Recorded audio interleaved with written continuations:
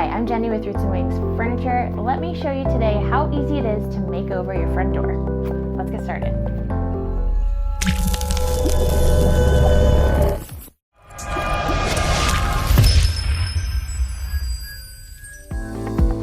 I painted my front door, it was probably almost exactly a year ago now, and we've since changed the color of the outside of our house, so now I need to repaint my front door so it matches and goes a little bit better.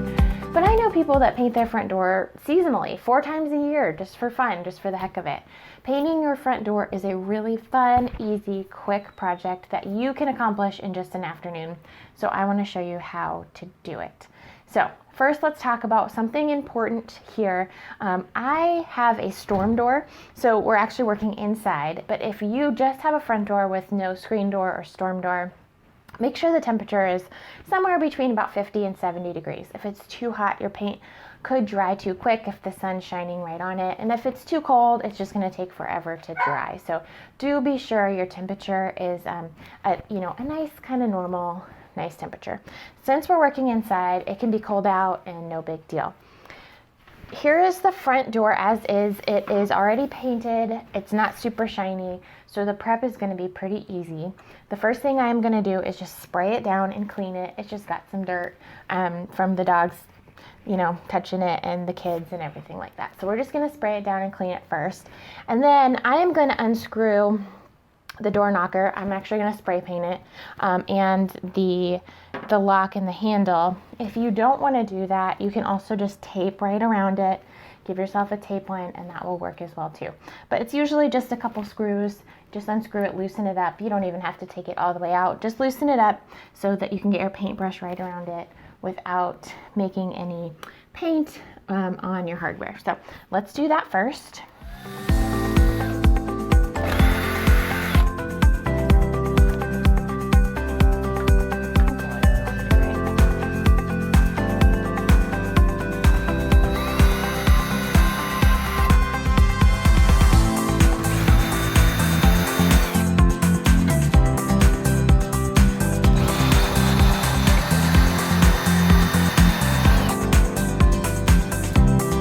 Okay, I've got Dixie Belle's White Lightning in this spray bottle here, so I'm just going to spray the door down and get it nice and clean.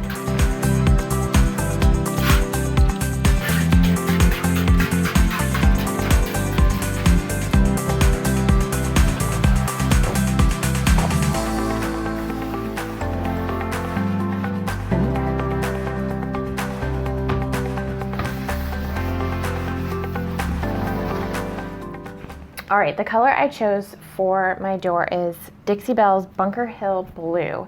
It is a really pretty blue, not quite navy. It's got a little touch of green to it. It's going to be nice and hopefully subtle with just a tiny bit of brightness. Not as dark as a navy, but kind of the shade up from that. So I'm also going to use a mini brush. I love the way that this fits in my hand. And a trick to painting a door of any kind is I like to start in the crevices first. Let me show you. So we're just going to get our paint right in here.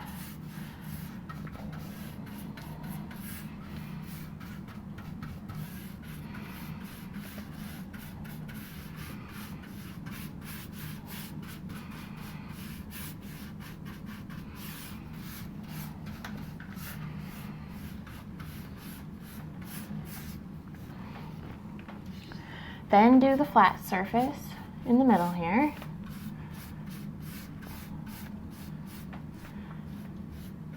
Just like that. Now, we'll keep going on all these little recessed areas first, and then we'll come in and do our styles of the door.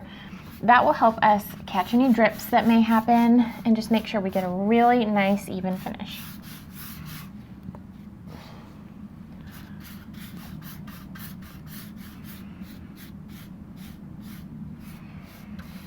The paint's going on really well. It's covering nicely. And I like this color. It's really pretty. It's important to think of the rest of your house when you're deciding what color to paint your front door. So my exterior is green. So blue is going to go really nicely with the green. You can pick something that contrasts if you really want it to stand out, or complementary if you want it just to kind of blend in. You can also use Pinterest as a tool to help you pick a color. If you search the color of house that you have, say you type in greenhouse, kind of take a look at which color doors you like with, you know, what exteriors you like and what color the front door may be. That will give you an idea of what color you may want to paint your door.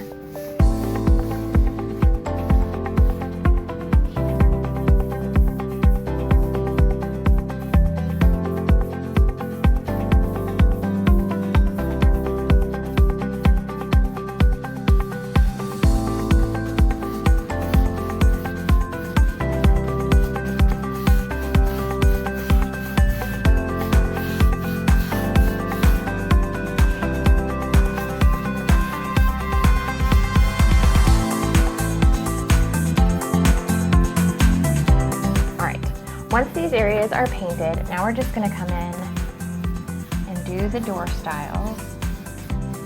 And like I say, this will just help catch any drips and smooth out the finish and give you that really professional look.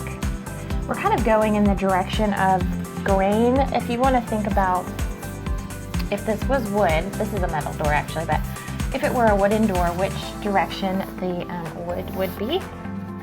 Kind of stick to that with your brush strokes, and it'll just give you a little bit of a nicer finish.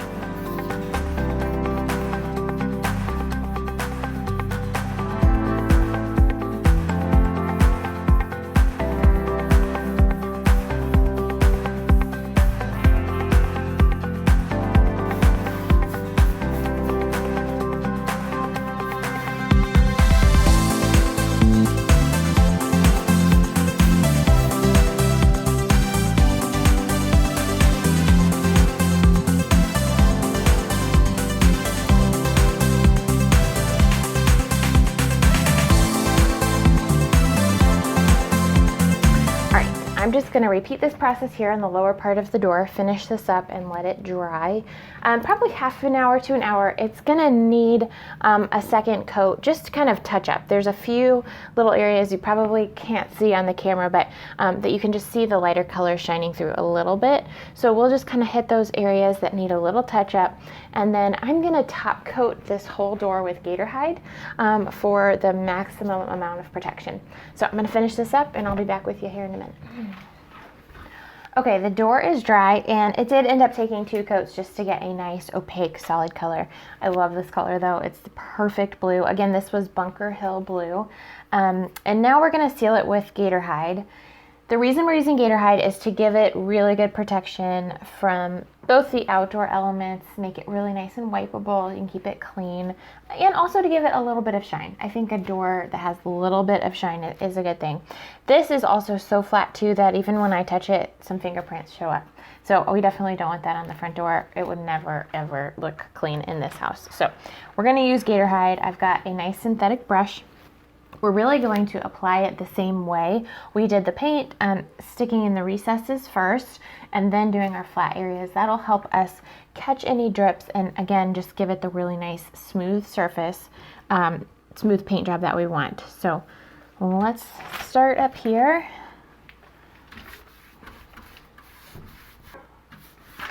You can apply gator hide in a couple of different ways.